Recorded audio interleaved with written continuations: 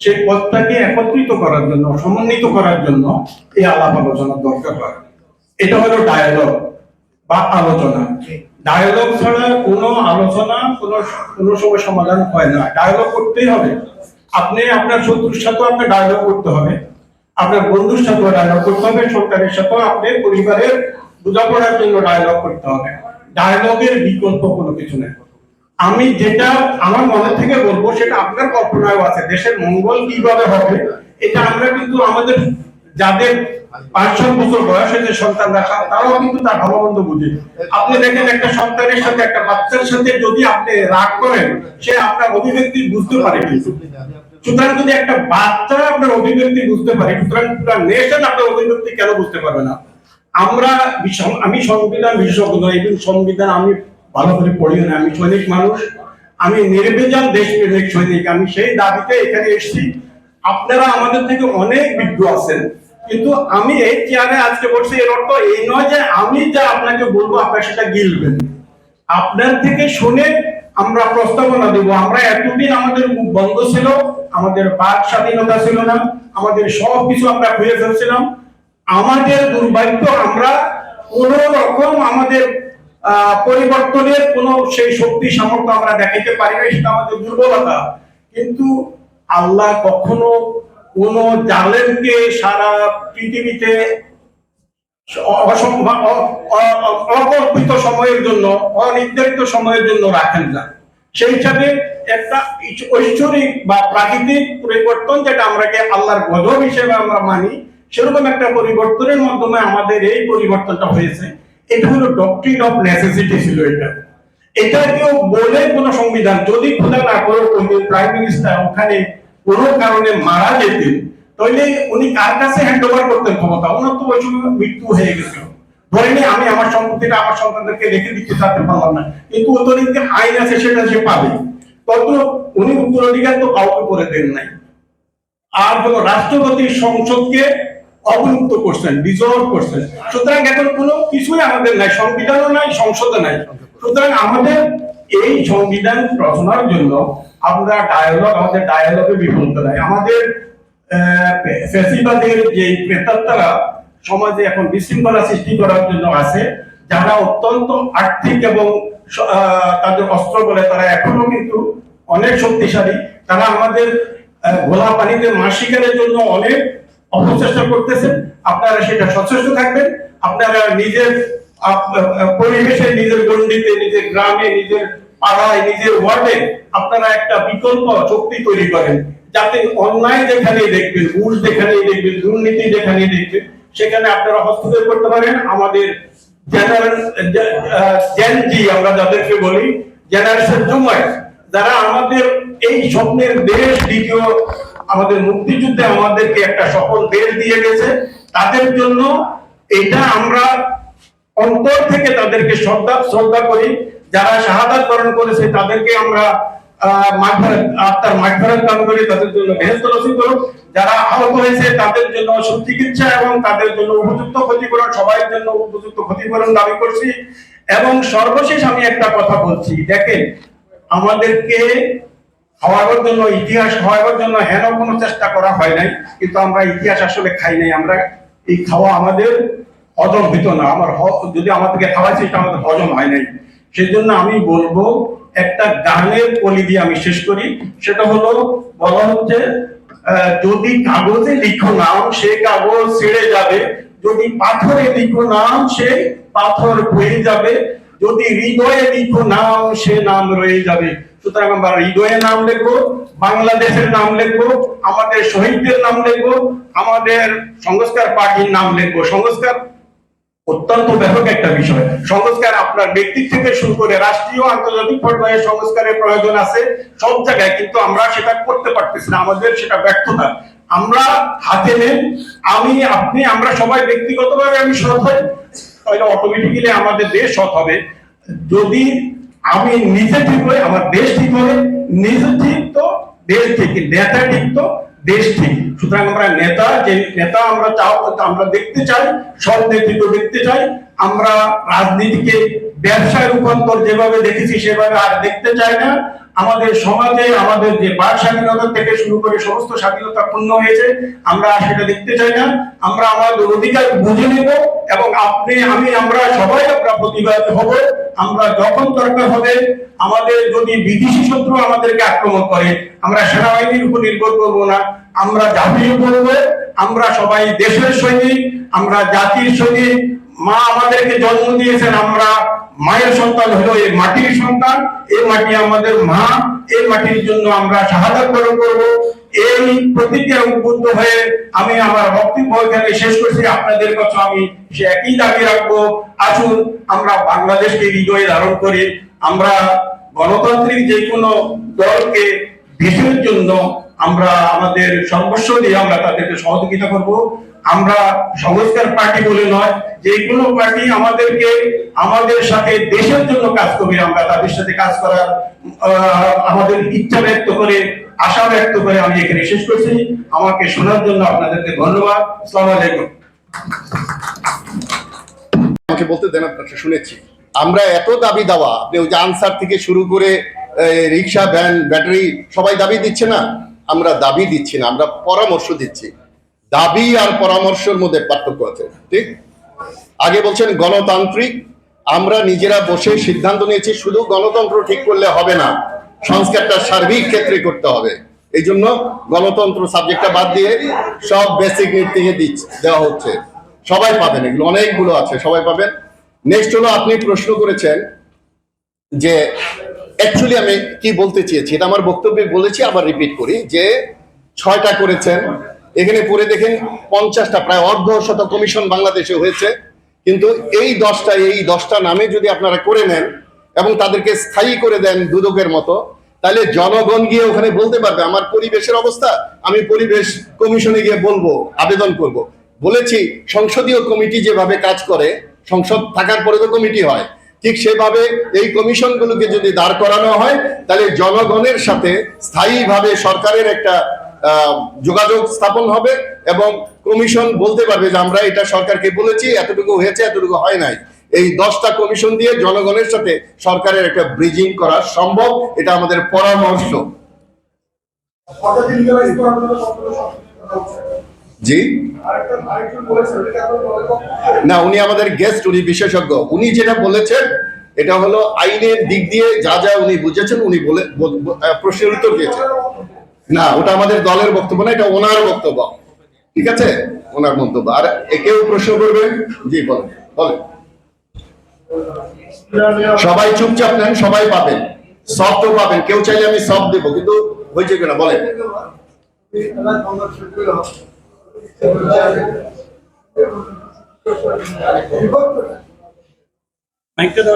একটু ওনার কথা শোনেন সবাই। এটা দেন, একটু কাইন্ডলি দেন। নেন, আপনি আগায় নেন। যারা আছে তাদের মধ্যে পরতে পরতে পরতে পরতে স্বৈরতন্ত্র, তাদের বাড়িতে বাড়িতে ব্যাংক আছে। কে নির্বাচন করবে? পুলিশ এখনো সংগঠিত না, আনসার সংগঠিত না।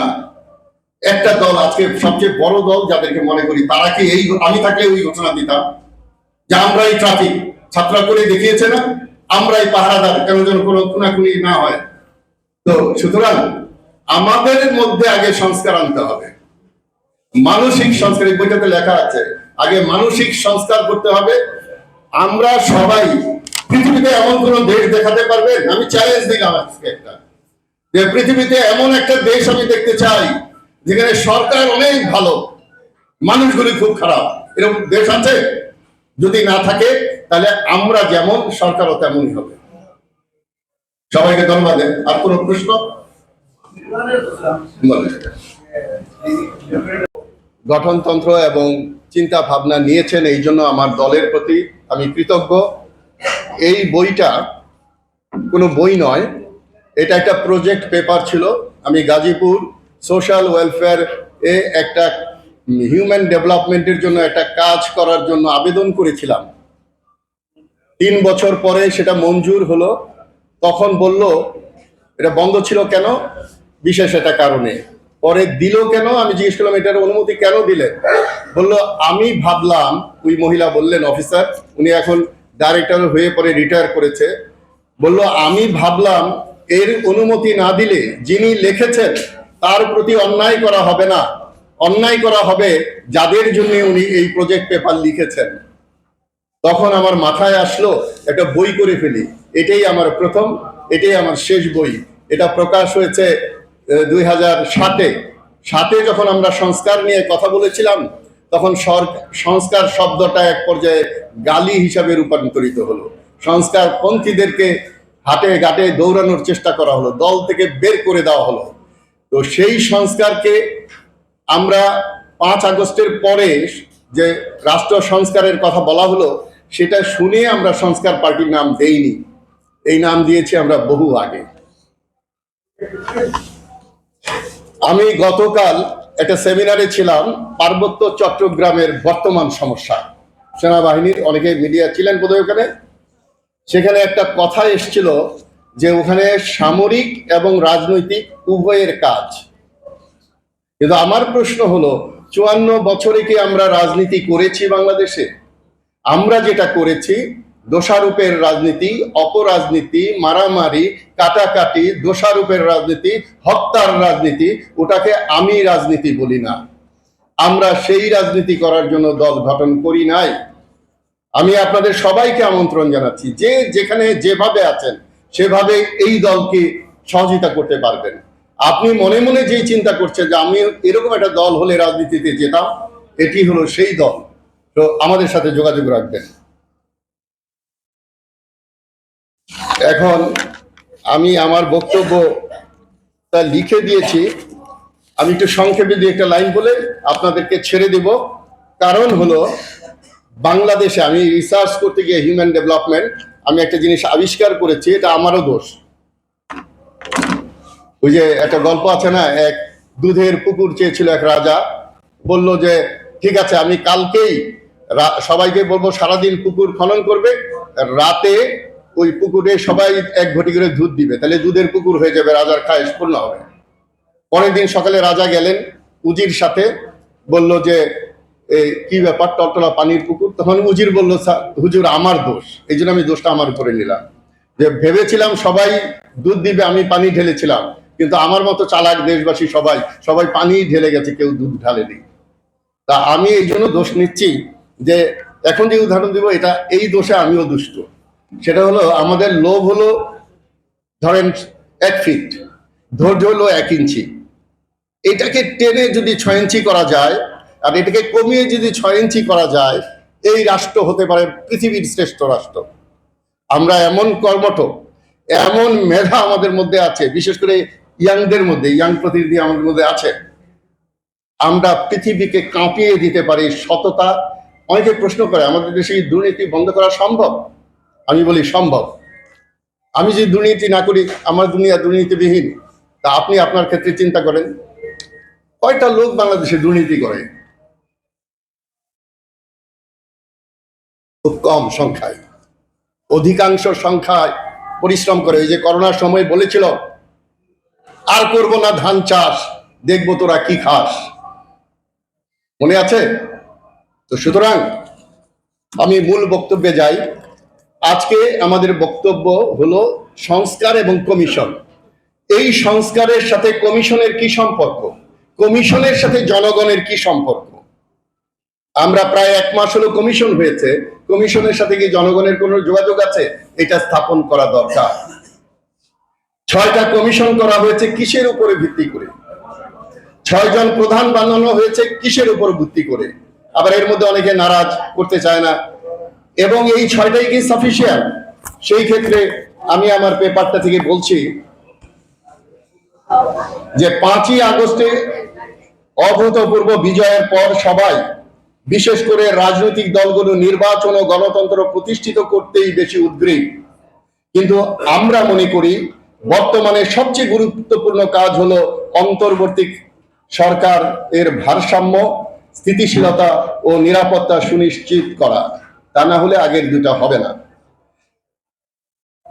তা না হলে সকল প্রচেষ্টা ব্যর্থ হবে। এই সরকার ফেল করলে ছাত্ররা ফেল করবে, টিচাররা ফেল করবে, অভিভাবক ফেল করবে, আমরা সবাই ফেল করব। তো আমরা ফেল করতে চাই না। যত দোষী আছে আমি আপনাদের গ্যারান্টি দিয়ে বলি, আমি সহ আমার আশেপাশে যারা আছে, আমার সামনে যারা আছে, কাউকে আজকেই ঘোষণা দেওয়া হোক একজন উপদেষ্টা হিসাবে, কালকেই পত্রিকায় দেখবেন অনেক সমালোচনা আপনার। আমরা কেউ সমালোচনার ঊর্ধ্বে নয়, আমরা সমালোচনা শুনবো, আমরা সমালোচনা করব, এভাবে আমরা দেশটাকে গড়ে নিব। দীর্ঘদিন যাবৎ এই স্বাধীন দেশটি স্বৈরতন্ত্র, পরিবারতন্ত্র, গোষ্ঠীতন্ত্রের জাতাকলে নিষ্পেষিত হয়ে যে ভঙ্গুর গণতান্ত্রিক অবস্থা হয়েছে, তা থেকে মুক্তি পেতে একটি সার্বিক সংস্কার প্রয়োজন। এই যে আগের কথাগুলো বললাম, স্বৈরতন্ত্র, উমুকতন্ত্র, গোষ্ঠীতন্ত্র, এগুলো বলতে আর ভালো লাগে না কেন জানেন? যারা এটা ছিল তারাও আবার এগুলো বলতো। যে গোষ্ঠীতন্ত্রের লোক সে বলতো গোষ্ঠীতন্ত্র চাই না, আমিত্ব চাই না। যাই হোক, তবে অল্প দিনের এই একটি সরকারের পক্ষে সকল সংস্কার কাজ সম্পন্ন করা সম্ভব নয়। তবে এমন একটা পর্যায়ে নিয়ে যাওয়া উচিত যেন এটা ছুঁড়ে ফেলে না দেওয়া হয়। আমরা 3 জোটের রূপরেখা করেছিলাম, পরবর্তী সরকারগুলো খুব একটা কাজ করেনি। এবার ওরা সংস্কার করে গেলেও তারা করবে কিনা সন্দেহ আছে। দ্বিতীয়ত হলো, সবাই একদম আন্দোলনের 3 দিন পর থেকে মিটিং করে রক্ত শুকায় নাই, নির্বাচন দেওয়ার কথা বলা হলো 3 মাসে। আর জয় সাহেব ওখানে বললেন 90 দিনের মধ্যে ভারতকে রিকোয়েস্ট করলেন নির্বাচন করে দেওয়ার জন্য। এটা দেশদ্রোহিতা। তো সুতরাং নির্বাচনটা তন্ত্রের জাতাকলে নিষ্পেষিত হয়ে যে ভঙ্গুর গণতান্ত্রিক অবস্থা হয়েছে, তা থেকে মুক্তি পেতে একটি সার্বিক সংস্কার প্রয়োজন। এই যে আগের কথাগুলো বললাম, স্বৈরতন্ত্র, উমুকতন্ত্র, গোষ্ঠীতন্ত্র, এগুলো বলতে আর ভালো লাগে না কেন জানেন? যারা এটা ছিল তারাও আবার এগুলো বলতো। যে গোষ্ঠীতন্ত্রের লোক সে বলতো গোষ্ঠীতন্ত্র চাই না, আমিত্ব চাই না। যাই হোক, তবে অল্প দিনের এই একটি সরকারের পক্ষে সকল সংস্কার কাজ সম্পন্ন করা সম্ভব নয়। তবে এমন একটা পর্যায়ে নিয়ে যাওয়া উচিত যেন এটা ছুঁড়ে ফেলে না দেওয়া হয়। আমরা 3 জোটের রূপরেখা করেছিলাম, পরবর্তী সরকারগুলো খুব একটা কাজ করেনি। এবার ওরা সংস্কার করে গেলেও তারা করবে কিনা সন্দেহ আছে। দ্বিতীয়ত হলো, সবাই একদম আন্দোলনের 3 দিন পর থেকে মিটিং করে রক্ত শুকায় নাই, নির্বাচন দেওয়ার কথা বলা হলো 3 মাসে। আর জয় সাহেব ওখানে বললেন 90 দিনের মধ্যে ভারতকে রিকোয়েস্ট করলেন নির্বাচন করে দেওয়ার জন্য। এটা দেশদ্রোহিতা। তো সুতরাং নির্বাচনটা দিয়েই যদি কেউ ক্ষমতায় চলে যায়, আমাদের বইয়ে আছে ক্ষমতা নয় দায়িত্ব, বিরোধী দল নয় বিকল্প দল, এগুলো লেখা আছে। এগুলো আপনারা একটু পড়বেন, আমাদেরকে পরামর্শ দেবেন। কমিশন হয়েছে, এর মধ্যে 6টি কমিশন সরকার করেছেন। কমিশন বলতে অ্যাকচুয়ালি একটা সংগঠন, প্রতিষ্ঠান বোঝায়, সাংবিধানিক, অসাংবিধানিক, যে 2 ভাবেই হতে পারে, স্থায়ী হতে পারে, অস্থায়ী হতে পারে, যেমন দুদক স্থায়ী। এই উপমহাদেশে প্রথম কমিশন হয়েছে কর্ম কমিশন 1926 সালে। এরপর থেকে প্রায় অর্ধশত কমিশন হয়েছে, যার খুব ফল আমরা পাইনি। ক্ষুদ্রতার কমিশন সহ আমি সেখানে আর পড়ছি না, আপনারা পড়ে নেবেন কষ্ট করে। তো এখানে আমরা যেটা বলেছি, আমাদের সংস্কার পার্টি থেকে মাত্র 10টি কমিশন করে সকল সমাধান করা সম্ভব। আপনাদের সামনে লেখা আছে, মানবতা, বস্ত্র, খাদ্য, নিরাপত্তা, পরিবেশ। আপনারা মনে মনে যে কোনো একটা বিষয়কে চিন্তা করেন, এই 10টার কোনোটাতে ফেলা যায় কিনা। তো সুতরাং এই 10টি কমিশন করে যে কোনো দেশের যে কোনো অঞ্চলের সমস্যার সমাধান করা সম্ভব। শুধু তাই নয়, 10 জন মন্ত্রী দিয়ে দেশ চালানো সম্ভব। বাকিরা উপমন্ত্রী, প্রতিমন্ত্রী থাকতে পারে, কিন্তু এই 10 জন মন্ত্রী করলে ইউনূস সাহেবের কথা বলতে সুবিধা হবে। এই যে এখানে 60 জন 70 জন লোক, 60-70 জন মন্ত্রীর সাথে সকালে নাস্তা খেয়ে কথা বললে তো লাঞ্চের আগে সবার সাথে কথা বলা যায় না।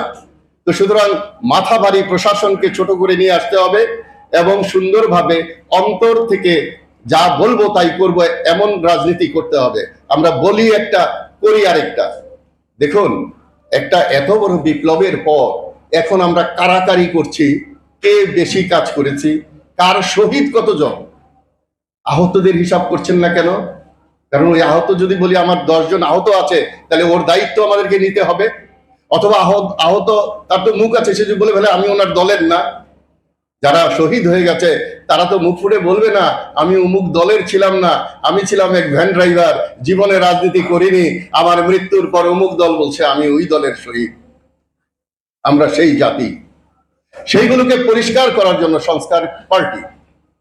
আমাদের এখানে সভাপতি একজন নয়, 10 জন সভাপতির ভ্যাকেন্সি রাখা হয়েছে, আমরা 3-4 জন নিয়েছি, বাকিদের আনবো এবং এগুলো পরিবর্তন হবে। আমি যেমন নির্বাহী সমন্বয়কের কাজ করছি, এটা বাই রোটেশন চেঞ্জ হবে। আমরা এককভাবে কোনো কথা বলবো না। আমি এতক্ষণ যা বলেছি সেটা আমরা মিটিং করে এই যে বক্তব্যটা, এটা আমি আমাদের গ্রুপে দিয়ে সবাইকে দেখিয়ে আমি কিন্তু আজকে এখানে উপস্থাপন করছি। আমার দলের কেউ বলতে পারবে না উনি বক্তব্য দিয়ে আসলেন আমরা তো জানি না। সারা রাত জেগে লিখে এটা আবার সবার কাছে পাঠিয়ে অ্যাপ্রুভ করে আমি এটা প্রচার করছি। তো সুতরাং আমাদের যে কালকে সেমিনারের কথা বললাম পার্বত্য চট্টগ্রামের সমস্যার কথা, ওখানে বলা হলো যে আর্মি কিন্তু অনেক ৩,৫০০ সেনা অফিসার সহ জওয়ান আত্মত্যাগ করেছে চট্টগ্রামকে বাঁচিয়ে রাখার জন্য। এই মিডিয়ারা যখন মিডিয়া চট্টগ্রামে যায়, এটা ছিল এরশাদের সময়, আমি তখন চাকরিতে, মিডিয়াদেরকে প্রথম চট্টগ্রামে ঢুকানো হলো। ওনারা প্রশ্ন করলেন আর্মি এখান থেকে উইথড্র করলে কি অসুবিধা? তখন আমার পরিষ্কার কানে ভাজে এরশাদ সাহেব বলেছিলেন আপনারা কি চান যে চট্টগ্রামটা দেশের থেকে বিচ্ছিন্ন হয়ে যাক? বলছিল না, চাই না, তা চাই না। তাহলে এখানে সেনাবাহিনী থাকা দরকার। এখনো আমরা ফিল করি এটা দরকার, কিন্তু সেনাবাহিনী যেভাবে কাজ করে যাচ্ছে সেখানে ইউএনও থেকে শুরু করে সিভিল প্রশাসন তাদেরকে সহযোগিতা করে না। সুতরাং সিভিল সোসাইটি রাজনীতি একসাথে না হলেও এখানে সঠিক শান্তি যে চুক্তি হয়েছে, যেটা চুক্তি না অ্যাকচুয়ালি সমঝোতা, ওটাও ফুলফিল হয়নি। ওটা করার সময় ইভেন আর্মির কাউকে জিজ্ঞাসা করা হয়নি যে কোনো জেনারেলকে যে এটা কিভাবে এইখানে সমাধান করা যেতে পারে।